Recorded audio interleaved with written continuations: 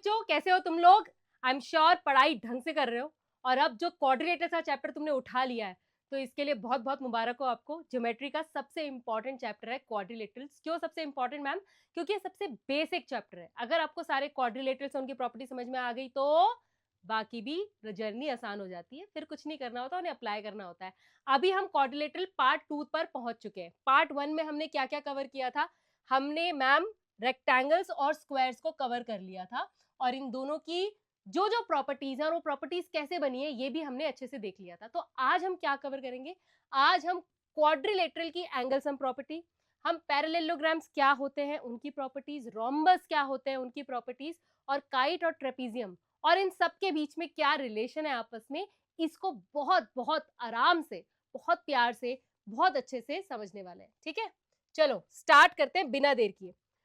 अब एक क्वाड्रिलेटरल जो होता है, आपने रेक्टेंगल और स्क्वायर तो कर लिया, ठीक है। आपको पता है रेक्टेंगल एक एक क्या है, एक क्वाड्रिलेटरल है। तो अगर मैं एक रेक्टेंगल यहाँ पे बनाऊं, तुम्हें पता है इसका हर एंगल कितना है? इसका हर एंगल 90 डिग्री है। तो क्या तुम मुझे बता सकते हो कि इसके एंगल सम कितना आएगा? इसके 4 एंगल है और चारों एंगल 90 डिग्री है। एम आई राइट? तो 90 प्लस 90 प्लस 90 प्लस 90, इसको मैं 4 इंटू 90 भी बोल सकती हूँ, तो ये हो गया 360 डिग्री। एम आई राइट? ये तो रेक्टेंगल का हुआ। स्क्वायर का भी यही है, क्योंकि स्क्वायर के भी चारों एंगल क्या है? 90 डिग्री है। हर ईच एंगल इज 90 डिग्री। लेकिन वो क्वाड्रिलेटरल जिसका एंगल कुछ भी हो सकता है, 30, 20, 120, एनीथिंग, उसका एंगल सम कितना होता है? ये बात अभी हमें पता लगेगी इससे। देखो, मैंने एक क्वाड्रिलेटरल ले लिया जिसका नाम है MESO, मीसो। MESO मेरा क्वाड्रिलेटरल है, और उसके ये एंगल्स हैं। कौन सा एंगल है? एक है एंगल 2, एक एंगल 5। एंगल एस को मैंने दो पार्ट्स में तोड़ा है, 1 और 4, और इसको मैंने तोड़ा है 3 और 6 में। क्यों तोड़ा है? क्योंकि मुझे क्वाड्रिलेटरल का एंगल सम पता करना है, लेकिन ट्रायंगल का मुझको ऑलरेडी पता है। ट्रायंगल का एंगल सम क्या होता है? वो होता है 180 डिग्री। क्या होता है? 180 डिग्री। तो सबसे पहले आ जाओ ट्रायंगल ESM पे।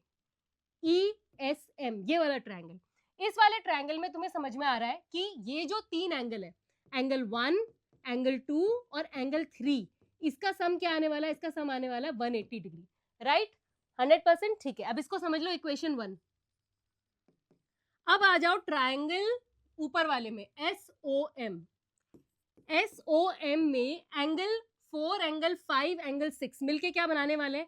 एंगल 4, एंगल 5, एंगल 6, ये भी मिलके 180 डिग्री बनाने वाले हैं। अब मैं एक काम करती हूँ, ये मेरी हो गई इक्वेशन 2। अब मैं इक्वेशन 1 और इक्वेशन 2 दोनों को ऐड कर देती हूँ, तो मुझे क्या मिलेगा? देखो, राइट हैंड साइड पे 180 प्लस 180 जो कि आ जाता है 360। ठीक है, अब लेफ्ट हैंड साइड में क्या है? Angle 1 plus angle 2 plus angle 3 plus angle 4 plus angle 5 plus angle 6। 6 angle है मेरे पास। इन 6 एंगल में से एंगल 2 और एंगल 5 सेपरेट सेपरेट एंगल है। ठीक है, एंगल 2 और एंगल 5 सेपरेट सेपरेट एंगल है, लेकिन एंगल 1 और एंगल 4 मिलके एक एंगल बना रहे हैं, तो इनको साथ में लिख लेती हूँ। और एंगल 3 और एंगल 6 भी मिलके एक एंगल बना रहे हैं, उनको भी साथ में लिख लेती हूँ। अब एंगल 2 क्या है? वो है एंगल E। एंगल 5 क्या है? वो है angle O। Angle 1 plus angle 4 है एंगल S, और एंगल 3 प्लस एंगल 6 है एंगल M। और ये चारों मिलके क्या आ रहे हैं? 360 डिग्री। यानी कि बिना कोई एंगल का मेजरमेंट का एग्जाम्पल लिए मैंने प्रूव कर दिया है कि भाई आप कोई भी क्वाड्रिलेटरल ले लो, आप उसके चारों एंगल्स का सम क्या आएगा? 360 डिग्री आएगा। अब ये बहुत इंपॉर्टेंट फैक्ट है, बहुत जगह काम आएगा ज्योमेट्री में, याद रखना। ठीक है, ट्रायंगल का एंगल सम 180 डिग्री, क्वाड्रिलेटरल का एंगल सम 360 डिग्री। ठीक है, परफेक्ट। इसीलिए तो समझ में आया कि रेक्टेंगल के चारों एंगल्स का सम 360 क्यों आया, स्क्वायर का क्यों आया, बिकॉज दे आर क्वाड्रिलेटरल्स ना, इसीलिए। चलो, अब ये इंपॉर्टेंट पार्ट अगर क्लियर हो गया तो इस पे बेस्ड क्वेश्चन कैसे आएगा? ऐसे आएगा, ये देखो।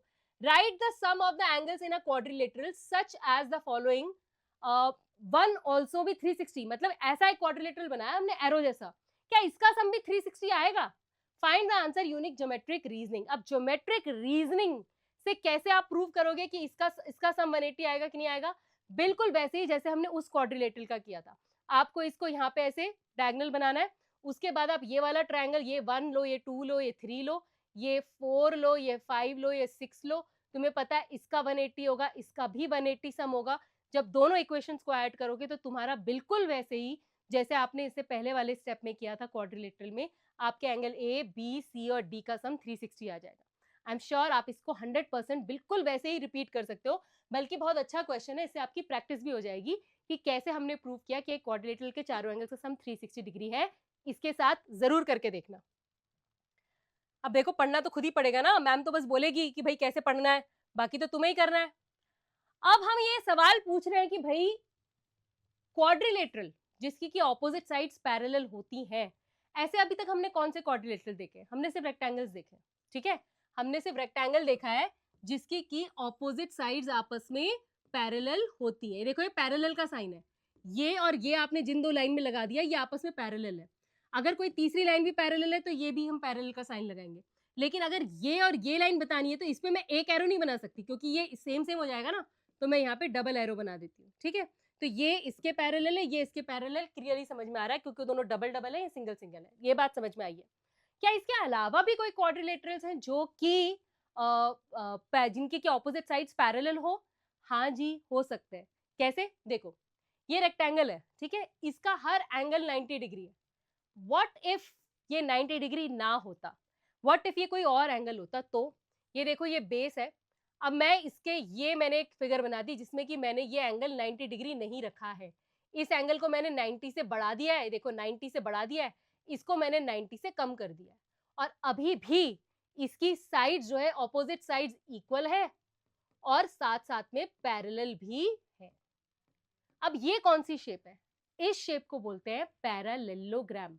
कितना सुंदर सुशील नाम है इसका, जो इसके गुण है वही इसका नाम है। पैरेलल है इसकी ऑपोजिट साइड्स, तो इसका नाम है पैरेललोग्राम, ठीक है, मजा आया। अब पैरेललोग्राम जो है वो एक बड़ा पिक्चर है, बड़ा पिक्चर मतलब जैसे कि सारे स्क्वायर्स रेक्टेंगल है, राइट, वैसे ही सारे रेक्टेंगल्स पैरेललोग्राम है, क्योंकि पैरेललोग्राम की सिंपल सी कंडीशंस है कि आपकी ऑपोजिट साइड्स क्या होनी चाहिए?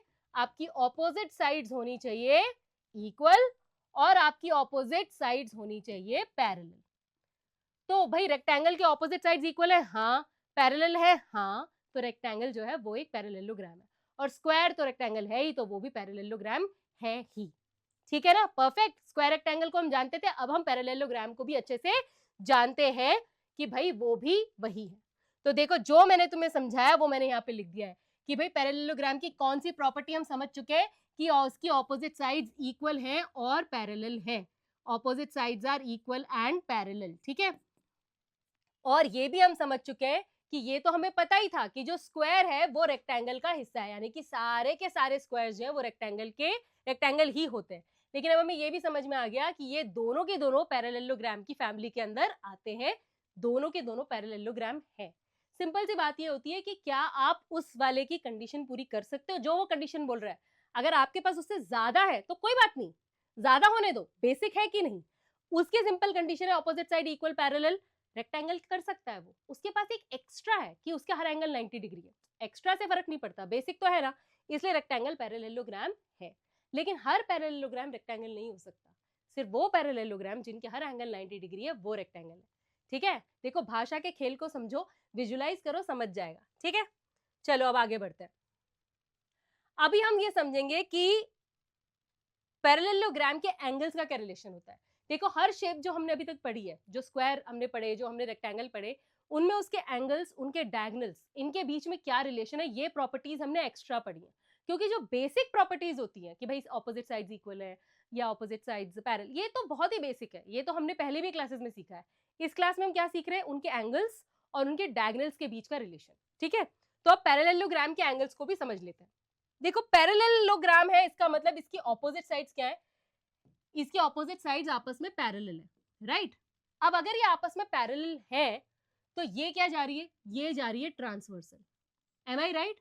इसका मतलब angle 4 is equal to angle 1, इस बात पे कोई दिक्कत? क्यों? Angle 4 is equal to angle 1 because they are alternate interior angles, ठीक है।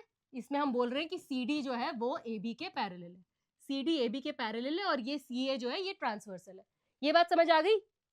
अभी एक चीज और देखो, अब ये वाली साइड देखो कि व्हेन AD इज अब इसी तरह ये देखो कि जो AD है वो पैरेलल है BC के, और सेम इसी ट्रांसवर्सल के साथ यहाँ पे देखो ये बन रहा है एक Z, टिक टिक टिक, और जब z बनता है तो ऑल्टरनेट इंटीरियर एंगल्स होते हैं इक्वल।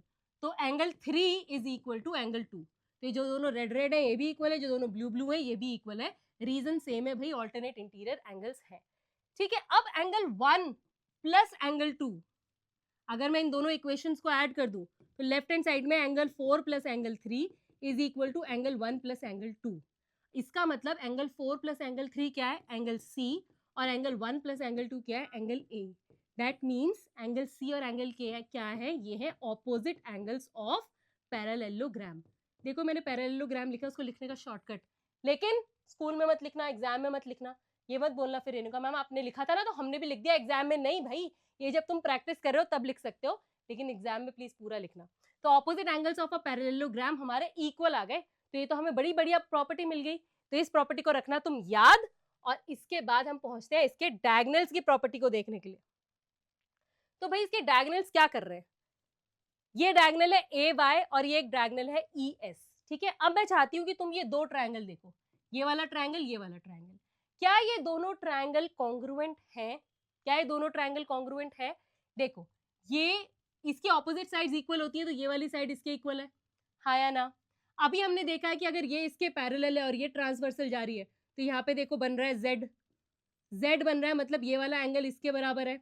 और बिल्कुल ऐसे ही ये वाला इंटीरियर एंगल इस वाले इंटीरियर एंगल के बराबर है। तो ये बाय ए एस ए, ये दोनों ट्रायंगल्स हो गए आपस में कॉन्ग्रुएंट। अब अगर ये आपस में कॉन्ग्रुएंट है तो इनकी बाकी पार्ट्स भी आपस में इक्वल होंगे by CPCT. That means this is equal to this and this is equal to this. अब ये देखो तुम्हारा डायगोनल है ई एस और ये तुम्हारा डायगोनल है ए वाई। तो डायगोनल्स क्या हो रहे हैं यहाँ पे, डायगोनल्स क्या हो रहे हैं आपस में, हो रहे हैं यहाँ पे बाइसेक्ट। डायगोनल्स क्या हो रहे हैं आपस में, ये हो रहे हैं बाइसेक्ट। क्या ये दोनों आपस में इक्वल है? नहीं, ये दोनों आपस में इक्वल नहीं है, ये अलग है और ये अलग है। इसकी मैंने एक सिंपल सी कंडीशन याद की हुई है लाइफ में कि भाई जितनी भी शेप्स आपकी बिल्कुल सीधी खड़ी रहती है 90 डिग्री पर, उनके डायगोनल आपस में इक्वल होंगे। जैसे कि रेक्टेंगल हो गया, जैसे कि स्क्वायर हो गया, ये बिल्कुल 90 डिग्री है, तो इसीलिए इनके डायगोनल आपस में इक्वल होंगे।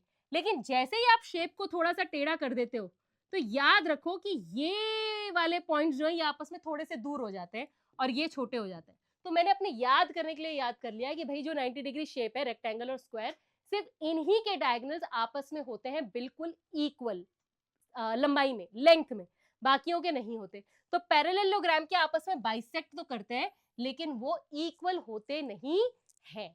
ठीक है, ये बात याद रहेगी है? ठीक है, चलो अभी हमने क्या सीखा, हमने मैम ये सीखा कि ये तो हमें पता ही था कि पैरेललोग्राम की ऑपोजिट साइड्स इक्वल और पैरेलल होती हैं।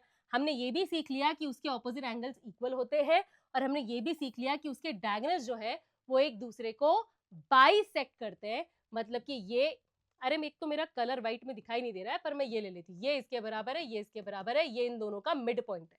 ठीक है, परफेक्ट, वेरी नाइस। चलो अब हम करेंगे इस पे बेस्ड क्वेश्चंस जो हमारे फिगर इट आउट में हमें बुक में दिए हुए, और एग्जाम इंपॉर्टेंट तो ये है ही है। अगर आपने कोई भी प्रॉपर्टी सीखी है और आप उसे अप्लाई कर पा रहे हो तभी तो आपको कॉन्सेप्ट समझा नहीं। तो चलो find the remaining angles in this quadrilateral. अब बोला उन्होंने क्वाड्रिलेटरल है, बोला उन्होंने क्वाड्रिलेटरल है, लेकिन उन्होंने ये एरो हमको बना के दिया है। ये एरो का मतलब ये इसके पैरेलल है और ये वाला साइड इसके पैरेलल है। दैट मीन्स ये बन गया एक पैरेललोग्राम। ठीक है, अब पैरेललोग्राम की कौन सी प्रॉपर्टी हमको मालूम है, हमको मालूम है कि पैरेललोग्राम में opposite angles are equal, they are equal. ठीक है, तो अगर ये 40 डिग्री है तो इसका ऑपोजिट एंगल क्या हो जाएगा, इसका ऑपोजिट एंगल हो जाएगा 40 डिग्री। ठीक है मैम, आपने ऑपोजिट एंगल्स तो बताए थे लेकिन आपने एडजेसेंट एंगल्स के बारे में तो कुछ बताया नहीं। ये दोनों तो 40 आ गए, इनका क्या करें? इसको पता करने के बहुत सारे तरीके हैं, जिसमें से सबसे पहला तरीका मैं तुम्हें बताती हूँ। सबसे पहला तरीका, ये वाली लाइन इस वाली लाइन के पैरेलल है और ये ट्रांसवर्सल जा रही है, तो ये कौन से एंगल होते हैं दोनों? ये होते हैं angles on the same side of the transversal. इनको को इंटीरियर एंगल्स भी बोलते हैं, को इंटीरियर एंगल्स। और ये क्या होते हैं? ये होते हैं सप्लीमेंट्री, यानी कि इनका सम जो होता है वो होता है 180 डिग्री। तो अगर मैं इसको x मान लूं तो 40 प्लस x जो है वो आएगा 180 के बराबर, और यहां से आप x निकाल सकते हो। दूसरा तरीका क्या है इसे करने का, जिससे मैं इसे, अगर आप ये प्रॉपर्टी भूल जाओ, आपको याद ना आए कि भाई पैरेलल लाइंस और उसकी क्या थी, तो मैं समझाती हूँ। तुम्हें ये तो समझ में आ गया कि एक क्वाड्रिलेटरल है, तुम्हें ये भी समझ में आ गया कि इसके चारों एंगल्स का सम 360 होगा, और तुम्हें ये भी पता है कि इसके ऑपोजिट एंगल इक्वल होते हैं, तो अगर वो x है तो ये भी x होगा, ये भी x होगा, वो x है तो ये भी x होगा, ऑपोजिट एंगल्स आर इक्वल। अब हम यहाँ पर क्या अप्लाई करेंगे, अब हम अप्लाई करेंगे कि भाई चारों एंगल्स का sum 40 plus 40 plus x has to be 360 degree. ठीक है, ये बात ठीक है। अब ये 40 प्लस 40 हो गया 80, x प्लस x हो गया 2x, ये हो गया 360 डिग्री। तो 2x is equal to 360 minus 80, ये आ जाता है 280, ये आता है 2x, x आ जाता है इसका हाफ, जो कि क्या हो जाएगा 140। ठीक है, और यहां भी अगर आप करते तो ये आता 180 माइनस 40, जो कि आता 40 ही। जितने आपको रूल्स और चीजें रिवाइज है उतना आपकी कैलकुलेशन कम हो जाएगी, बट इससे कुछ फर्क नहीं पड़ता है, आपको जो याद आता है आप उससे फाइंड कर लो। हमें बस प्रॉपर्टीज पता होनी चाहिए, चाहे जो भी प्रॉपर्टी लगाओ वो आपके ऊपर है। ठीक है, चलो अब हमारे पास जो क्वेश्चन है वो आ गया है कंस्ट्रक्शन का, जिसमें बोल रहे हैं यूजिंग द डायगोनल प्रॉपर्टीज। तो आपको डायगोनल की प्रॉपर्टीज अगर पता है तो आपको एक पैरेललोग्राम बनाना है whose diagonals are of length 7 centimetre 5 centimetre and they intersect at an angle of 140 degree. तो आपको डायगोनल की, पैरेललोग्राम की डायगोनल की कौन सी प्रॉपर्टी याद है? आपको पता है कि दोनों डायगोनल जो है वो बराबर तो नहीं होंगे, टेढ़ी फिगर है, रिमेंबर, वो आपस में करते हैं बाइसेक्ट। क्या करते हैं वो आपस में बाइसेक्ट, तो इस बात को याद रखेंगे। ठीक है, तो आपका स्टेप 1 क्या होगा, आप सबसे पहले पहला डायगोनल बनाओगे जो आपने बना दिया 7 सेंटीमीटर का। तो मान लो आपने ए बी बनाया 7 सेंटीमीटर का। ठीक है, परफेक्ट है। अब इसका आपको मिड पॉइंट पता होना चाहिए जो 3.5 पे होगा, 3.5 सेंटीमीटर 3.5 सेंटीमीटर। क्यों? क्योंकि दूसरा डायगोनल यहाँ पर बनेगा, वो इसको बाइसेक्ट कर रहा है ना, दो बराबर हिस्सों में बांट रहा है, राइट। तो दूसरा डायगोनल आपको यहाँ पर बनाना है, लेकिन कैसे बनाओगे? ऐसे बनाओगे कि ऐसे बनाओगे कि ऐसे बनाओगे, कैसे बनाओगे? इसके लिए उन्होंने तुम्हें हेल्प की हुई है। इसलिए उन्होंने तुम्हें क्या हेल्प की है? इसलिए उन्होंने तुम्हें बोला है कि जो एंगल है वो है 140 डिग्री। तो अब इसके मिड पॉइंट पे आपको 140 डिग्री बनाना है। तो यहां से आपका मान लो 140 डिग्री ऐसे गया, ठीक है, ये हो गया 140 डिग्री। ये ऐसे आपको लाइन बना देनी है। ठीक है, अब दूसरा आपको यहाँ पे डायगोनल बनाना है 5 सेंटीमीटर का। 5 सेंटीमीटर का जो डायगोनल है उसका भी ये मिड पॉइंट है। मिड पॉइंट मतलब उसको दो बराबर हिस्सों में बांट रहा है। तो 5 सेंटीमीटर लाइन का मिड पॉइंट अगर ये है तो इधर कितना होगा 5 divided by 2 which is equal to 2.5। तो 2.5 यहाँ होगा, 2.5 यहाँ होगा। तो इस मिड पॉइंट्स पे आपको 2.5 की एक आर्क लगानी है, यहाँ से आपको फिर से 2.5 की एक आर्क लगानी है, और ये आपके बन गए दोनों पॉइंट्स। अब आपको बस इन पॉइंट्स को करना है ज्वाइन, और ये बन गया आपका पैरेललोग्राम। ठीक है, इसको लेबल कर लेना, ए बी इसको नाम दिया है, तो इसको आप सी कर दो, इसको डी कर दो। लेकिन जब नाम लिखोगे तो ए बी सी डी मत लिखना। हमेशा याद रखो कोई भी क्वाड्रिलेटरल जब आप बनाते हो तो उसमें या तो आप नाम क्लॉकवाइज लिखते हो या फिर एंटी क्लॉकवाइज लिखते हो। तो ये हो जाएगा ए सी बी डी। ठीक है, जो आपका रिक्वायर्ड यहाँ पर पैरेललोग्राम है। ठीक है, परफेक्ट, स्टेप समझ में आ गए। अपने आप एक बार कंपास से स्केल से जरूर ट्राई करना। कोई तुम्हें प्रॉब्लम आ रही है, आपको लग रहा है कि मैंने सब कुछ कर लिया लेकिन वो बन नहीं रहा है, तो मुझे आप कमेंट में लिख कर देना, मैं इसका एक अलग से वीडियो आपको बना के भेजूंगी। ठीक है, चलो अब आ जाओ रोम्बस पे। भाई रोम्बस कैसा एक शेप है? मैंने तुम्हें क्या बोला था, हम ये ढूंढ रहे हैं कि क्या ऐसे भी शेप्स हैं अदर देन रेक्टेंगल जो जिनकी की ऑपोजिट साइड्स पैरेलल हो सकती हैं। ठीक है, तो सबसे पहले हमने क्या किया था जरा याद करो। हमने एक रेक्टेंगल लिया था और उसकी हर साइड 90 डिग्री थी ना, तो हमने उसको बस 90 डिग्री चेंज करके उसको थोड़ा सा कर दिया टेढ़ा। ठीक है, राइट, तो ये बन गया एक पैरेललोग्राम। अब इसी तरह मैंने स्क्वायर को ले लिया। ठीक है, स्क्वायर की भी हर जो एंगल है वो 90 डिग्री है। अब इसको भी अगर मैं थोड़ा सा टेढ़ा कर दूं, यानी कि सिर्फ उसकी एक प्रॉपर्टी ले लूं जो कि क्या है 90 डिग्री वाली, तो ये बन जाता है मेरा रोम्बस। ये क्या बन जाता है मेरा रोम्बस। तो रोम्बस की क्या क्या प्रॉपर्टी होंगी, क्या लगता है तुमको? अगर मैंने सिर्फ स्क्वायर को थोड़ा सा टिल्ट कर दिया है तो 90 डिग्री तो इसका हर एंगल नहीं है, लेकिन इसकी हर साइड जो है वो 100% इक्वल है। इसकी हर साइड इक्वल है, और ये एक पैरेललोग्राम ही है। ये एक पैरेललोग्राम ही है, क्योंकि स्क्वायर भी तो एक पैरेललोग्राम है, रेक्टेंगल भी तो एक पैरेललोग्राम था, तो ये भी एक पैरेललोग्राम है। तो उनकी प्रॉपर्टी भी इस पे अप्लाई होती है। इसके जो है ऑपोजिट साइड्स ऑपोजिट साइड्स के, सारी साइड्स इक्वल है, ऑपोजिट साइड्स पैरेलल है, और इसके डायगोनल भी जो है वो करते हैं एक दूसरे को बाइसेक्ट। ठीक है, चलो इसकी प्रॉपर्टीज को अच्छे से समझते हैं। सबसे पहली बात, the opposite sides are parallel, कोई दिक्कत नहीं है, मुझे पता है पैरेललोग्राम है। ऑल साइड्स आर इक्वल, मुझे पता है रोम्बस जो है मैंने स्क्वायर को ही टेढ़ा करके बनाया है, तो all sides are equal definitely. Opposite angles are equal, ये मैं क्यों बोल सकती हूँ, क्योंकि पैरेललोग्राम में मैंने अभी अभी सीखा है कि हर पैरेललोग्राम के ऑपोजिट एंगल्स आपस में इक्वल होते हैं। तो angle 1 is equal to angle 2 and angle 3 is equal to angle 4। ठीक है, ये बात मुझे समझ गई। उसके बाद the diagonals bisect each other, ये भी मुझे पता है क्योंकि ये भी एक बेसिक कंडीशन है पैरेललोग्राम होने की। ठीक है, तो इसका मतलब अभी तक मैंने जो भी प्रॉपर्टीज लिखी हैं वो सारी एक पैरेललोग्राम वाली ही है, इजंट इट? बस थोड़ा सा चेंज है कि भाई रोम्बस की सारी साइड्स इक्वल होती हैं स्क्वायर की तरह, बाकी तो सब कुछ, ये भी पैरेललोग्राम का, ये भी पैरेललोग्राम का, ये भी पैरेललोग्राम का है। तो रोम्बस का अपना क्या है, बताते हैं, थोड़ा सब्र करें। तो अब हम समझेंगे कि भाई डायगोनल की क्या प्रॉपर्टी होती है रोम्बस में, उसके अपने डायगोनल्स की भी तो कोई स्पेशल प्रॉपर्टी होगी। अच्छा, उसको समझने के लिए ना मैं चाहती हूँ कि तुमको ये दो ट्रायंगल ध्यान से देखो जो मैं तुम्हें दिखा रही हूँ। एक है ट्रायंगल EGO, ठीक है, और जो दूसरा ट्रायंगल है वो है ट्रायंगल EMO। ठीक है, अब इन दोनों ट्रायंगल्स में क्योंकि EG और EM दोनों साइड्स हैं, दोनों क्या है, साइड्स हैं, तो क्या मैं ये बोल सकती हूँ कि ये दोनों आपस में इक्वल हैं? बिल्कुल है मैम, लिखा ही हुआ है आपने। उसके बाद हमें पता है कि जो डायगोनल है वो बाइसेक्ट होता है, क्योंकि पैरेललोग्राम है, बेसिक कंडीशन पैरेललोग्राम की, diagonals will bisect each other, तो इसीलिए ये वाला पार्ट जो है ये इसके बराबर है। इसके अलावा ये जो यहाँ पर साइड है, ये इन दोनों में क्या है, ये इन दोनों में है कॉमन, और अगर ये है कॉमन तो ये दोनों ट्रायंगल हो गए आपस में congruent by side angle, by side side side, by S ये दोनों कॉन्ग्रुएंट हो गए। और अगर ये कॉन्ग्रुएंट है तो इनकी बाकी चीजें भी आपस में होंगी इक्वल, और वो बाकी चीजों में मुझे किस चीज में इंटरेस्ट है, मुझे इस एंगल में इंटरेस्ट है। तो अगर ये x है तो ये भी x होगा, और ये दोनों मिलके क्या बना रहे हैं, दोनों मिलके बना रहे हैं 180 डिग्री। क्या बना रहे हैं, 180 डिग्री।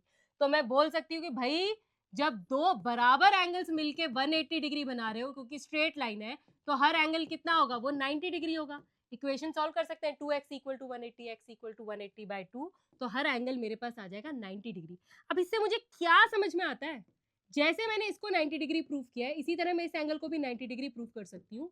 और मुझे समझ में आता है कि भाई रोम्बस के जो डायगोनल्स हैं, रोम्बस के जो डायगोनल्स हैं वो आपस में एक दूसरे को परपेंडिकुलरली बाइसेक्ट कर रहे हैं। और किस शेप के करते हैं परपेंडिकुलरली बाइसेक्ट, बताओ और किस शेप के करते हैं, जल्दी जल्दी, 1 2 3, स्क्वायर के। तो सिर्फ स्क्वायर और सिर्फ रोम्बस, फिलहाल ये दो ही है, फिलहाल बोल रही हूँ, लेकिन ये टर्म हमेशा याद रखना है कि ये क्या कर रहे हैं, ये परपेंडिकुलर भी है एक दूसरे पे, इसके डायगोनल्स, और बाइसेक्ट भी कर रहे हैं, क्योंकि पैरेललोग्राम है तो बाइसेक्ट तो करेगा ही, और परपेंडिकुलर भी एक दूसरे पे है। ये प्रॉपर्टी सिर्फ दो लोगों की है फिलहाल, किसकी, स्क्वायर की और रोम्बस की। ठीक है, समझ आ गया 100%? ठीक है, चलो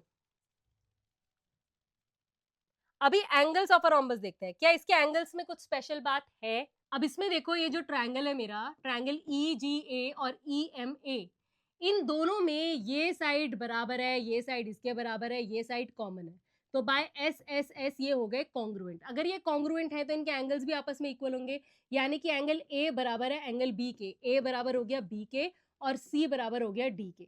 अब अगर ये बराबर है तो इससे मुझे क्या समझ में आता है, इससे मुझे समझ में आता है दैट ये जो डायगोनल है ये इसके एंगल्स को दो बराबर हिस्सों में बांट रहा है।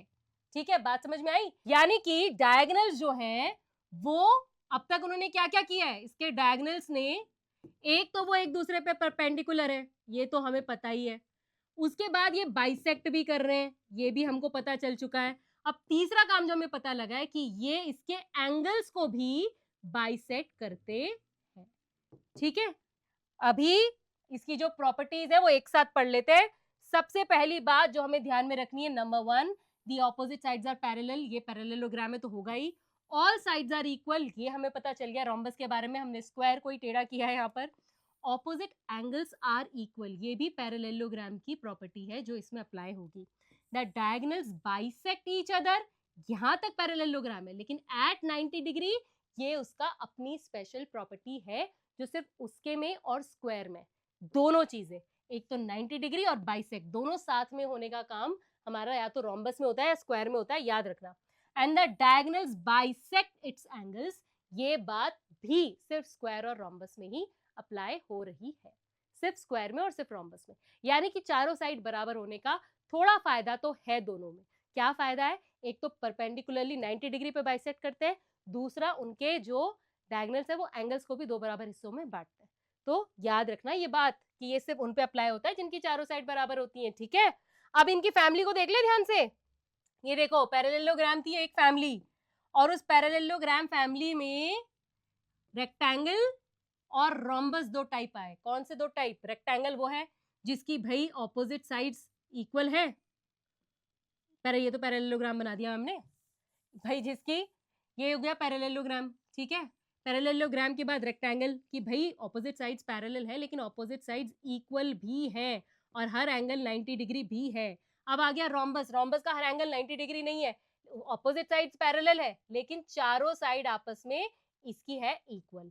अब इनका कॉमन एक शेप है जो कि है स्क्वायर। स्क्वायर में क्या है? इसकी भी प्रॉपर्टी है, इसकी भी प्रॉपर्टी है। ऐसे रेक्टेंगल जिसके कि सारे एंगल्स इक्वल हो, यानी कि हर वो रेक्टेंगल जो रोम्बस भी है उसको हम क्या बोलते हैं? इसको हम बोलते हैं स्क्वायर। समझ में आ गई बात? हर वो रेक्टेंगल जिसके अंदर रोम्बस की भी ये प्रॉपर्टी होती है कि हर साइड इक्वल होती है, वही हमारा स्क्वायर कहलाता है। ये इसको हम बोलते हैं बेटा वेन डायग्राम।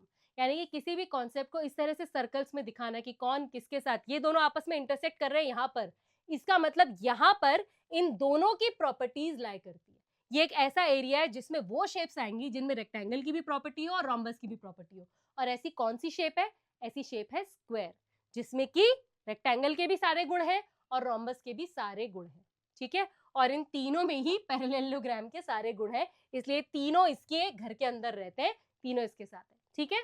Very nice. चलो अब हम फिगर इट आउट के क्वेश्चंस करेंगे जो हमने अब तक सीखा उस पर बेस्ड, ठीक है। सबसे पहले क्वेश्चन है कि find the remaining angles in the quadrilateral. Quadrilateral लिखा है लेकिन यहाँ पे दिया है कि देखो ये चारों साइड्स आपस में है इक्वल। अगर ये इक्वल है तो इसका मतलब ये कौन सी शेप है? ये है एक रोम्बस, ठीक है। अब इस रोम्बस में यहाँ पर मुझे दिया हुआ है 20 डिग्री। अब मुझे मालूम है कि रोम्बस में भाई जो एंगल्स होते हैं वो करते हैं एक दूसरे को बाइसेक्ट, तो ये 20 डिग्री है तो ये भी 20 डिग्री होगा। लेकिन मैं ये बता दूं कि इनकेस अगर आप भूल जाओ तो ये देखो ये दोनों साइड्स आपस में इक्वल है, तो ये एंगल और ये एंगल आपस में 20 डिग्री होगा ही होगा। क्यों? क्योंकि आइसोसेलेस ट्रायंगल अगर आप देखो opposite, the angles opposite to the equal sides are also equal, तो ये 20 है तो ये भी 20 होगा। अब ये सिमिलरली ये इस वाले का पार्ट है, ये 20 है तो ये भी 20 होगा। अब ये दोनों एंगल कौन से होंगे भाई? ये तो बताओ मैम आप, ये वाला एंगल और ये वाला एंगल कौन सा होगा? एंगल सम प्रॉपर्टी लगा लो दोस्त, ये 20 तो ये कितना होगा? मान लिया ये x है तो x plus 20 is equal to एक ट्रायंगल की एंगल सम प्रॉपर्टी 180 डिग्री, तो x plus 40 is equal to 180, x is equal to 180 minus 40 which gives you 140 degree. अब ये वर्ड अगर 140 डिग्री आ गया तो रोम्बस के ऑपोजिट एंगल्स तो इक्वल ही होते हैं, तो ये भी 140 डिग्री हो गया, ठीक है। पता लग गए सारे एंगल्स? बहुत बढ़िया। चलो let's go to the next question, जो हमें अब कंस्ट्रक्शन का क्वेश्चन आ गया है। ये बोल रहा है यूज द डायगोनल प्रॉपर्टीज। आपको डायगोनल प्रॉपर्टी यूज करनी है रोम्बस की, और उसकी लेंथ आपको दे दी है 4 सेंटीमीटर और 5 सेंटीमीटर। बहुत आसान क्वेश्चन है बेटा, जैसे हमने स्क्वायर बनाया था ना बिल्कुल वैसे ही हम इसको बनाएंगे, ठीक है। इसमें देखो क्या दिया हुआ है आपको, एक देखो स्क्वायर और रोम्बस में क्या अंतर है? सिर्फ स्क्वायर के दोनों डायगोनल्स की लेंथ भी बराबर होती है, दैट्स ऑल। बाकी रोम्बस के दो डायगोनल है, एक लंबा होगा क्योंकि वो थोड़ा टेढ़ा है तो उसका एक तो डायगोनल लंबा होगा ही होगा। तो चलो सबसे पहला स्टेप आपका क्या होगा? आप एक डायगोनल ड्रॉ करोगे 5 सेंटीमीटर का, इसको मैं AC नाम दे देती हूँ, ठीक है। अब इसको बाइसेक्ट करेगा दूसरा डायगोनल, लेकिन कैसे बाइसेक्ट करेगा? क्योंकि एक रोम्बस है तो परपेंडिकुलरली बाइसेक्ट करेगा, ठीक है। तो यहाँ पर अब आपको बनाना है 90 डिग्री, तो इसका परपेंडिकुलर बाइसेक्टर आप ड्रॉ करो। यहाँ से आप एक आर्क लगाओगे, सेम लेंथ की आप यहाँ भी आर्क लगाओगे, फिर यहाँ से कंपास लेके आप एक आर्क लगाओगे और सेम लेंथ से आप यहाँ पर भी आर्क लगाओगे। जब आप इन दोनों पॉइंट्स को ज्वाइन करोगे तो आपको परपेंडिकुलर बाइसेक्टर इसका मिल जाएगा। इतनी बात समझ में आ गई? चलो अब इसके बाद ये तो 5 सेंटीमीटर का आपने बनाया था, तो यहाँ पर 2.5 है, यहाँ पर 2.5 है। दूसरा आपका कितना है? 4 सेंटीमीटर का डायगोनल है, तो वो यहाँ पे बनेगा। आधा हिस्सा उसका ऊपर होगा, आधा नीचे होगा। 4 का आधा कितना होता है? 4 का आधा होता है 2 सेंटीमीटर। तो आप अपने कंपास को 2 सेंटीमीटर खोलो, यहाँ एक आंक लगाओ, यहाँ एक आंक लगाओ, यहाँ पे लिखो 2 सेंटीमीटर, यहाँ पर लिखो 2 सेंटीमीटर, और ये जो पॉइंट्स आपको मिल गए हैं इनको कर दो ज्वाइन, तो आपको मिल जाएगा आपका रोम्बस। लेबल कर दो ABCD, आपका रोम्बस यहाँ बन जाएगा। कंपास और स्केल के साथ साथ साथ में करके देखो, देखना बहुत प्रिसाइसली बन जाएगा। बहुत गड़बड़े भी होती हैं, कई बार हम आंख सही से नहीं लगाते हैं, कंपास को हिला देते हैं तो वो कुछ और ही बन जाता है, लेकिन यही तो आपकी प्रैक्टिस से आता है। कंस्ट्रक्शन ऐसी चीजें तो प्रैक्टिस से आएगी। कितना लाइट आपको पेंसिल को पकड़ना है, जब आप आर्क लगाते हो तो आपको बार बार एक ही जगह पे बार बार नहीं करना है। इन चीजों का ध्यान रख के बनाओगे तो प्रिसाइसली सही बनेगा। ठीक है, चलो नेक्स्ट क्वेश्चन है, find all the sides and the angles of the quadrilateral obtained by joining two equilateral triangles. तो उन्होंने फिगर नहीं दिया है, लेकिन हमको बनाना है यहाँ पे कि एक इक्विलेटरल ट्रायंगल है और उसकी साइड है 4 सेंटीमीटर। तो ये रहा इक्विलेटरल ट्रायंगल, इसकी तीनों साइड आपस में बराबर है, हर साइड 4 सेंटीमीटर है। ठीक है, और ऐसे दो को इक्विलेटरल ट्रायंगल्स को आपको जोड़ना है। ठीक है, तो सबसे पहले तो मुझे बताओ कि एक इक्विलेटरल ट्रायंगल की क्या प्रॉपर्टीज हमें सारी याद है? इसके तीनों साइड्स आपस में इक्वल होते हैं, और इसका हर एंगल कितना होता है? इसका हर एंगल होता है 60 डिग्री।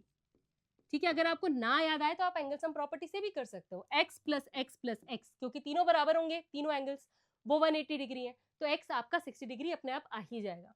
तो हर एंगल 60 डिग्री है, ये बात हमें समझ में आ गई है।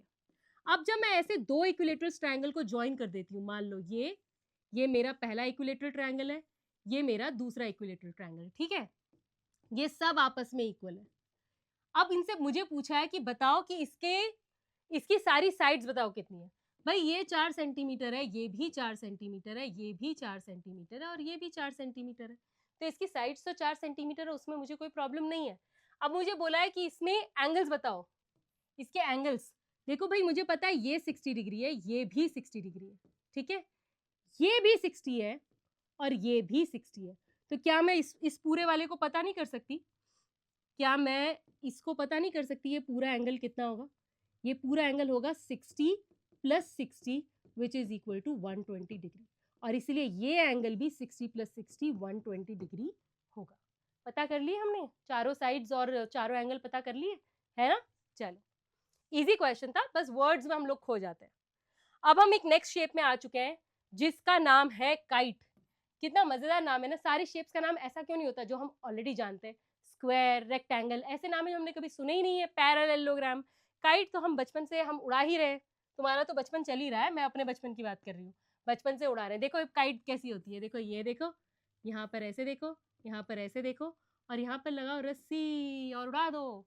मजेदार पतंग बन चुकी है। तो ये तो कितना मजेदार है, जैसा दिख रहा है वैसे ही इसका नाम इन्होंने यहाँ पे रख दिया है ना।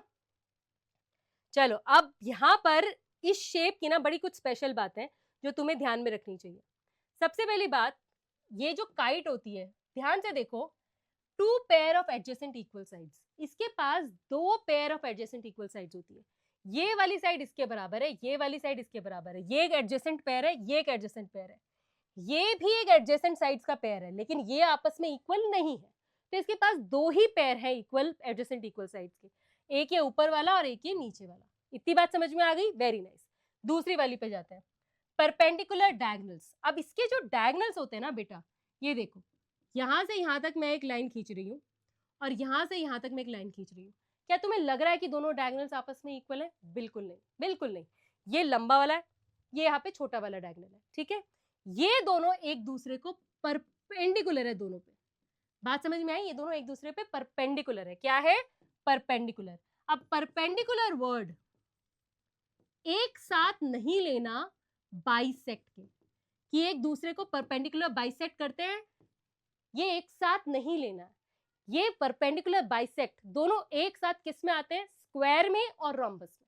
मैंने बोला ना चारों साइड बराबर होने का उनको फायदा मिला है, सिर्फ स्क्वायर में और रोम्बस में। इसमें क्या होता है?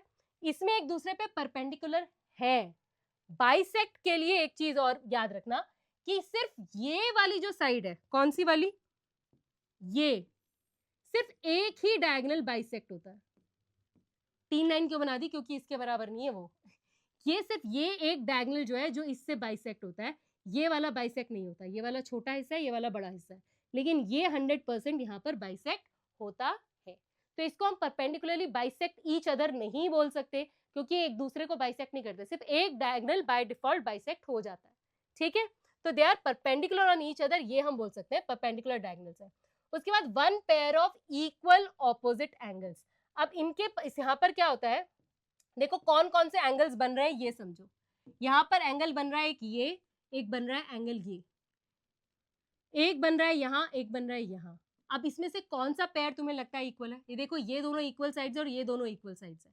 अगर ये दोनों इक्वल साइड्स है तो ये एंगल 1 इक्वल टू एंगल 2 होगा, और ये दोनों इक्वल साइड है तो एंगल 3 इक्वल टू एंगल 4 होगा।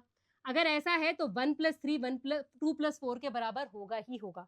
तो इसीलिए ये वो वाला पेयर है, ये वाला pair of angle is equal to this pair of angle. ये दोनों आपस में इक्वल नहीं होते।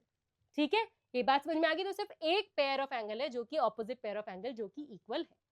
हाँ, 100%। ठीक है, चलो काइट के बारे में देखो, यही इंपॉर्टेंट है कि तुम इसकी प्रॉपर्टीज को समझो, और ये भी समझो कि इसकी जो प्रॉपर्टीज है, two pair of adjacent equal side, इसके दो पेयर आपस में इसको इक्वल चाहिए ऐसे। ये किसमें आप और हो सकता है, ये रोम्बस में भी हो सकता है। रोम्बस जो है उसकी भी पेयर ऑफ एडजेसेंट साइड्स होती हैं, ये वाली इसके बराबर होती है, लेकिन उसके में एक एक्स्ट्रा होती है कि चारों बराबर होती है। मैंने क्या कहा था, एक्स्ट्रा होने से कुछ फर्क नहीं पड़ता। इसकी कंडीशन फुलफिल हो रही है कि नहीं हो रही है मैम?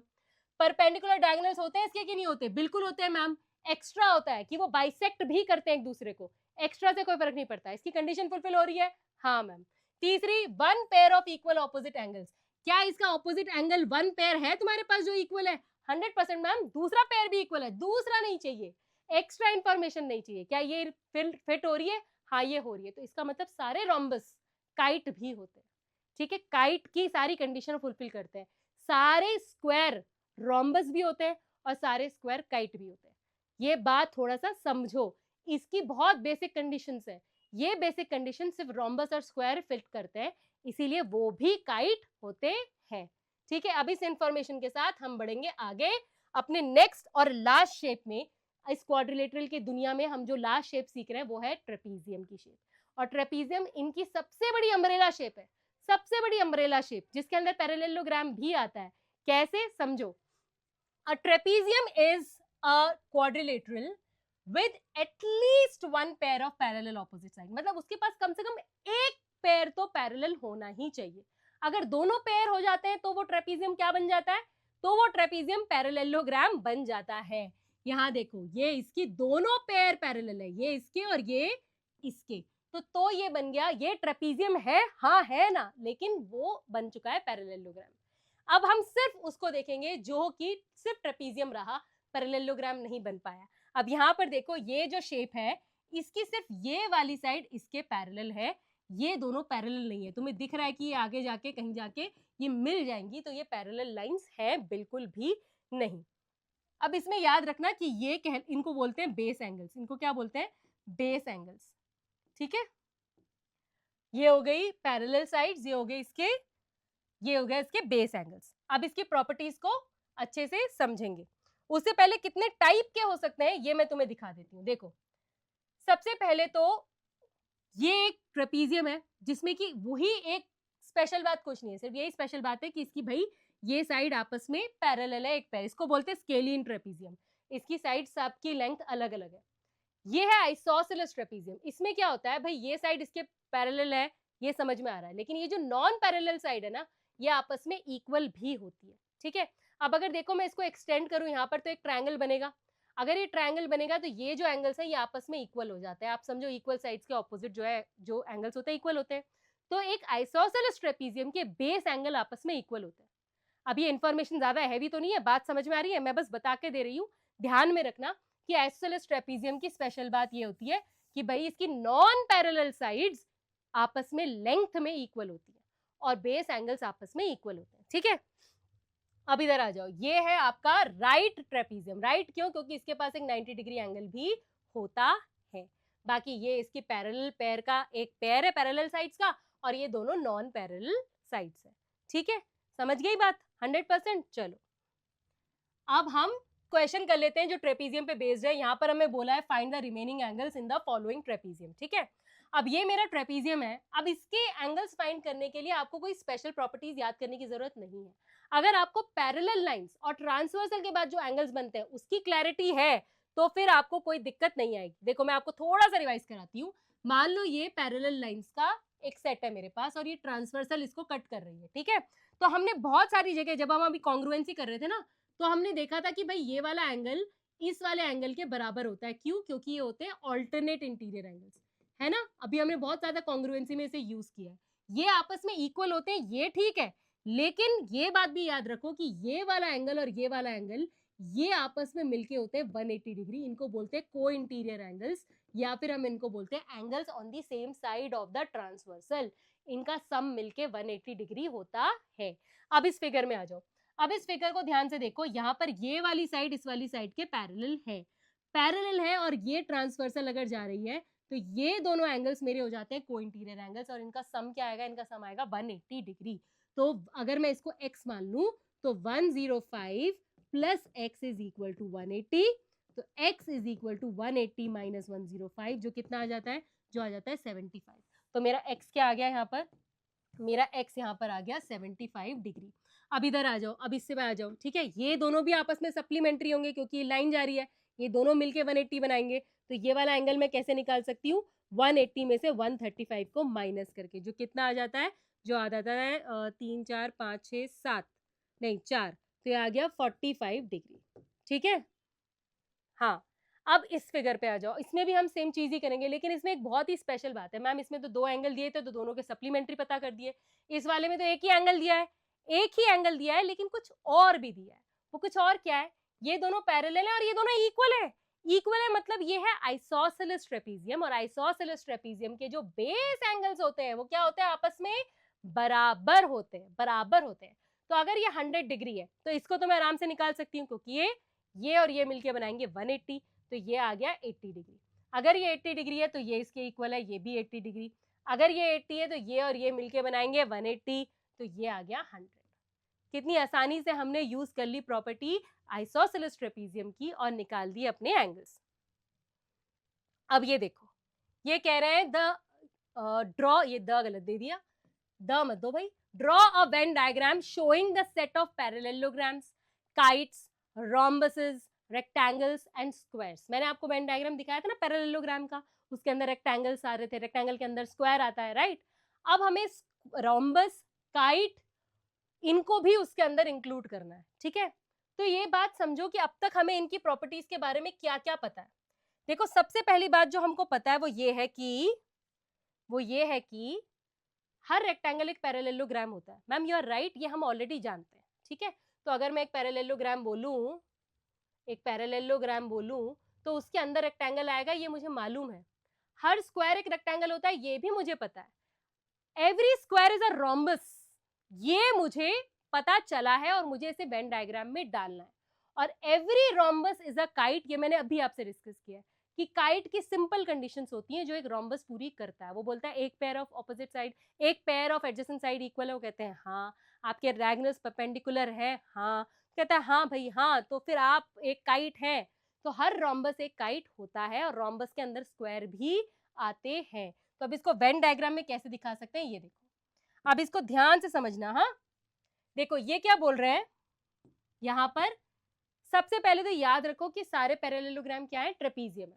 ठीक है, क्योंकि ट्रेपीजियम की क्या कंडीशन होती है? One pair of parallel sides. Parallelogram की दोनों पेयर पे होते हैं, तो वो ट्रेपीजियम के अंदर आता है। तो इस ट्रेपीजियम में आपके पास ये जो व्हाइट वाला समझ लो पूरा ट्रेपीजियम है, उसमें आपके पास ये ट्रेपीजियम है जो उसमें आपके पास एक पैरेललोग्राम है। पैरेललोग्राम के अंदर आपके रेक्टेंगल आते हैं, रेक्टेंगल के अंदर आपके स्क्वायर आते हैं, लेकिन जो स्क्वायर है वो रोम्बस भी होता है। तो ये जो रोम्बस है यहाँ पर, ये जो रोम्बस है देखो यहाँ पर, ये जो रोम्बस है यहाँ पर जो कि पैरेललोग्राम का भी हिस्सा है, it's a part of parallelogram only. उस रोम्बस के कुछ रोम्बस स्क्वायर भी होते हैं और वो स्क्वायर रेक्टेंगल भी होते हैं। इतनी बात समझ में आई है? 100%। पैरेललोग्राम का एक टाइप रोम्बस है, ये वाला हिस्सा लाइट ग्रीन वाला रोम्बस, ये पूरा यहाँ पर, ये यहाँ से लेके यहाँ तक पूरा रोम्बस है। ठीक है, ये रोम्बस है, इसमें ये स्क्वायर पार्ट भी इंक्लूडेड है जो कि रेक्टेंगल का भी पार्ट है, क्योंकि स्क्वायर में रेक्टेंगल की भी प्रॉपर्टीज होती हैं और स्क्वायर में रोम्बस की भी प्रॉपर्टीज होती हैं। अब ये देखो काइट, काइट में सारे रोम्बस इंक्लूडेड होते हैं और सारे स्क्वायर भी इंक्लूडेड होते हैं, इसलिए इसका ये इतना बड़ा यहाँ पे हमने डायग्राम बना दिया है। ठीक है, इसमें स्क्वायर भी है, इसमें रोम्बस भी है और काइट अपनी भी है, अपने भी इसके कुछ है जो कि रोम्बस जैसे प्रॉपर्टीज नहीं है जिनके पास, सिंपल काइट है वो भी इसके अंदर है। ठीक है, चलो अभी ये प्रॉपर्टीज याद रखना और इन सवालों का जवाब देना। सबसे पहला सवाल, what is the quadrilateral that is both a kite and a parallelogram. भाई ये मेरा काइट है और इसमें तुम्हें क्या लगता है कि ये पैरेललोग्राम की दुनिया में कौन से वाला काइट है जो कि पैरेललोग्राम भी है? क्या नाम है उसका? इसका नाम है रोम्बस। ठीक है, बात समझ में आई, याद रहेगी? तो ये इसका आंसर क्या होगा? इसका आंसर होगा रोम्बस। भाई रोम्बस एक ऐसा पैरेललोग्राम है जो कि काइट भी है। अब आप बोलोगे मैम स्क्वायर भी लिख दो, भाई all squares are rhombuses only. तो अगर आपने रोम्बस बोल दिया, जैसे कि मैंने बोल दिया कहीं का आंसर पैरेललोग्राम है, तो पैरेललोग्राम है तो उसके अंदर ऑलरेडी रेक्टेंगल, स्क्वायर, रोम्बस सब आ ही गए ना, है ना, तो इसलिए पैरेललोग्राम लिया तो आगे, वैसे ही रोम्बस आंसर किया तो उसके अंदर स्क्वायर आ ही गए। ठीक है, चलो, can there be a quadrilateral that is both a kite and a rectangle? क्या ऐसे आपको पता है शेप जो कि रेक्टेंगल भी हो और जो कि काइट भी हो? ये रही जी, ये कौन है? ये है हमारे स्क्वायर। तो स्क्वायर है इसका आंसर, जो कि एक क्वाइट, जो कि अब रोम्बस नहीं बोला देखो यहाँ पर हमने, क्योंकि रोम्बस रेक्टेंगल नहीं होता। रेक्टेंगल की क्या कंडीशन होती है कि आपका हर एंगल 90 डिग्री चाहिए, ये उसकी सेकंड कंडीशन है ना। ऑपोजिट साइड्स इक्वल वो तो है उसके पास, लेकिन हर एंगल 90 डिग्री वो उसके पास नहीं है। वो किसके पास है? वो स्क्वायर के पास है। तो स्क्वायर वो शेप है जो कि काइट भी है और रेक्टेंगल भी है। Is every kite a rhombus? No, every rhombus is a kite. सारे रोम्बस काइट की तो छोटी सी बेसिक सा काम कर देते हैं, वो कहते हैं हाँ ये हमारे पास है, हम काइट है, लेकिन सारे काइट रोम्बस नहीं होते, क्योंकि रोम्बस होने के लिए क्या चाहिए? आपकी चारों साइड्स बराबर चाहिए, इजंट इट? वो चारों साइड्स काइट के पास बराबर नहीं होती, उसके पास सिर्फ दो पेयर ऑफ एडजेसेंट साइड्स होती हैं जो इक्वल होती हैं। So no, every kite is not a rhombus, let every rhombus is a kite. ठीक है, शब्दों के खेल में फंसना नहीं। अभी आ जाते हैं हम अपने ट्रू और फॉल्स में, जो बहुत इंपॉर्टेंट है, ध्यान से सुनना। A quadrilateral whose diagonals are equal and they bisect each other. एक ऐसा क्वाड्रिलेटरल जिसके डायगोनल्स बराबर हैं और एक दूसरे को बाइसेक्ट भी करते हैं, that must be a square. अभी तुमने ध्यान से सीखा था, मैंने तुम्हें बताया था कि किस किस के डायगोनल्स एक दूसरे को बाइसेक्ट करते हैं और बराबर भी होते हैं। बताओ किस किस के? सबसे पहले रेक्टेंगल के। रेक्टेंगल के देखो, पैरेललोग्राम के क्या होते हैं? पैरेललोग्राम के बराबर नहीं होते, टेढ़ा होता है ना वो, उसके सिर्फ बाइसेक्ट करते हैं। उसके क्या करते हैं? सिर्फ बाइसेक्ट करते हैं। रेक्टेंगल के इक्वल भी होते हैं और बाइसेक्ट भी करते हैं। एम आई राइट? रेक्टेंगल के बाद आता है स्क्वायर, जो इक्वल भी होते हैं, बाइसेक्ट भी करते हैं और आपस में परपेंडिकुलर भी होते हैं। ठीक है, और उसके बाद आता है आपका रोम्बस, जिसमें कि इक्वल नहीं होते, सिर्फ बाइसेक्ट करते हैं और परपेंडिकुलर होते हैं। ठीक है, तो यहां पर मुझे दिया हुआ है डायगोनल जो कि इक्वल है और बाइसेक्ट करता है, तो वो रेक्टेंगल भी हो सकता है और स्क्वायर भी हो सकता है। ठीक है, तो जब रेक्टेंगल भी हो सकता है तो हम ये नहीं बोल सकते that must be a square, it can be a rectangle also. अगर यहीं पे उन्होंने परपेंडिकुलर भी डाल दिया होता, तीनों कंडीशन डाल दी होती, तो it must have been a square. With me everybody? चलो next, a quadrilateral having 3 right angles must be a rectangle. तो सोचो, मान लो एक क्वाड्रिलेटरल बनाया मैंने, ठीक है, इसके 3 एंगल 90 डिग्री है, तो एंगल सम प्रॉपर्टी तो मैंने सीखी ही है, चौथा एंगल में एक्स मान लेती हूँ। ठीक है, तो 90 plus 90 plus 90 plus x is equal to 360। अब 90 90 90 कितना हुआ? 270। 270 प्लस एक्स इज 360। तो एक्स को कैसे फाइंड करोगे? 360 में से 270 को कर दोगे माइनस, और आपके पास क्या आ जाता है? आपके पास एक नाचता हुआ साफ साफ चमकते हुए अक्षरों में मैम को स्क्रीन से बाहर निकाल दिया जिसने, वो है 90 डिग्री। तो यानी कि आपका चौथा angle has to be 90 degree. तो ये बात इनकी बिल्कुल हमें मजा आया, इन्होंने कुछ अच्छी बात बोली, तो मैं बोलती हूँ कि ये बिल्कुल ट्रू है और ये बिल्कुल फॉल्स थी। ठीक है, अब इस पे आ जाते हैं। Quadrilateral whose diagonals bisect each other must be a parallelogram. ठीक है, अब पैरेललोग्राम हमने देखा है कि वो एक दूसरे को बाइसेक्ट करते हैं, उसके दोनों के दोनों, राइट। अब मैं एक पैरेललोग्राम बना रही हूँ और इसके जो डायगोनल्स है एक दूसरे को बाइसेक्ट करते हैं, ये हमने सीखा है। अब रेक्टेंगल, स्क्वायर सब इसके अंदर आते हैं। अब ऐसी एक शेप सोचो जो कि पैरेललोग्राम नहीं है, जैसे कि ट्रेपीजियम। क्या ट्रेपीजियम के डायगोनल उसको आपस में बाइसेक्ट करते हैं? बिल्कुल नहीं। चलो सोचते हैं काइट, क्या काइट के उसको बाइसेक्ट करते हैं? नहीं, सिर्फ एक ही बाइसेक्ट होती है, दूसरी बाइसेक्ट नहीं होती। और हमने ये देख लिया कि हर पैरेललोग्राम के डायगोनल जो मतलब हमने जितने भी देखे हैं पैरेललोग्राम, चाहे वो रोम्बस हो, स्क्वायर हो, वो रेक्टेंगल हो, सबके डायगोनल्स एक दूसरे को बाइसेक्ट करते हैं। तो ये जो बात कह रहे हैं ये हमें बहुत अच्छी लग रही है, ये सही कह रहे हैं। हम इसका काउंटर एग्जाम्पल नहीं ढूंढ पाए हैं। That yes, a quadrilateral whose diagonals bisect each other must be a parallelogram. ठीक है, और ये बात हमने कारपेंटर्स प्रॉब्लम में भी देखी थी कि अगर आप एक रेक्टेंगल बनाना चाहते हो तो आपको उसको कैसे रखना पड़ेगा, आपको उसको बाइसेक्ट करवाना पड़ेगा, है ना। फिर हमने बाद में पैरेललोग्राम की प्रॉपर्टीज में भी देखा, तो सही बात है भाई। चलो नेक्स्ट, अभी ये है क्वेश्चन नंबर 4 और ये हमें बोल रहा है quadrilateral whose diagonals are perpendicular to each other must be a rhombus. मैंने आपको बोला था कि परपेंडिकुलर भी है ना एक दूसरे पे, वो सिर्फ दो ही शेप्स में होता है। किस में होता है परपेंडिकुलर? वो होता है रोम्बस में, और वो होता है किसमें? स्क्वायर में। इसमें क्या करते हैं, इसमें ये परपेंडिकुलर भी होते हैं, और ये बाइसेक्ट भी करते हैं, राइट। इसके अलावा एक और शेप है जिसपे वो परपेंडिकुलर होते हैं। वो कौन सी शेप है? वो है मेरी काइट। काइट के भी आपस में परपेंडिकुलर होते हैं लेकिन बाइसेक्ट नहीं करते, सिर्फ परपेंडिकुलर होते हैं। अब क्वेश्चन पूछ रहा है quadrilateral whose diagonals are perpendicular to each other, यानी कि सिर्फ परपेंडिकुलर दिया है, बाइसेक्ट करने वाली बात नहीं कही है। तो अगर सिर्फ परपेंडिकुलर की बात कर रहे हैं तो रोम्बस होना जरूरी नहीं है। It can be a kite also, and if it can be a kite also that means this is false false false. ठीक है, मेरे साथ समझ में आ गई बात? Very nice. Next, a quadrilateral in which the opposite angles are equal must be a parallelogram. एक ऐसी शेप जिसके के ऑपोजिट एंगल्स आपस में, जिसके ऑपोजिट एंगल्स वो हो, क्या हो? इक्वल हो। एक ऐसी शेप जिसके कि ऑपोजिट एंगल्स आपस में इक्वल हो, वो एक पैरेललोग्राम होगा ही होगा। अभी तक हमने ऐसी कोई शेप नहीं देखी है जिसके कि ऑपोजिट एंगल्स आपस में इक्वल है लेकिन वो पैरेललोग्राम ना हो। सिर्फ एक पेयर, तो एक पेयर मेरे काइट में इक्वल होता है, सिर्फ एक पेयर होता है। दोनों पेयर ऑफ ऑपोजिट एंगल्स, ये वाला नहीं, सॉरी, ये वाला इक्वल होता है, वो वाला इक्वल नहीं होता। तो सिर्फ एक ही pair of opposite angles equal होता है, दूसरा वाला नहीं होता। ट्रेपीजियम में भी ऐसी कोई कंडीशन हमारी नहीं होती है। तो जितने पैरेललोग्राम्स हैं एक्चुअली उनके ऑपोजिट एंगल्स जो है आपस में इक्वल होते हैं ही हैं। इसीलिए ये वाला सेंटेंस जो है ये बिल्कुल ट्रू है। Now 6 number, a quadrilateral in which all the angles are equal, it is a rectangle. जिसमें सारे एंगल्स इक्वल होंगे, x प्लस एक्स, मतलब मान लो क्वाड्रिलेटरल है जिसके चारों एंगल आपस में इक्वल है, x x x x, तो यानी कि x plus x plus x plus x is 360 degree. 4x 360 है तो x क्या आ जाएगा? x by default 360 divided by 4 यानी कि 90 डिग्री आ जाएगा।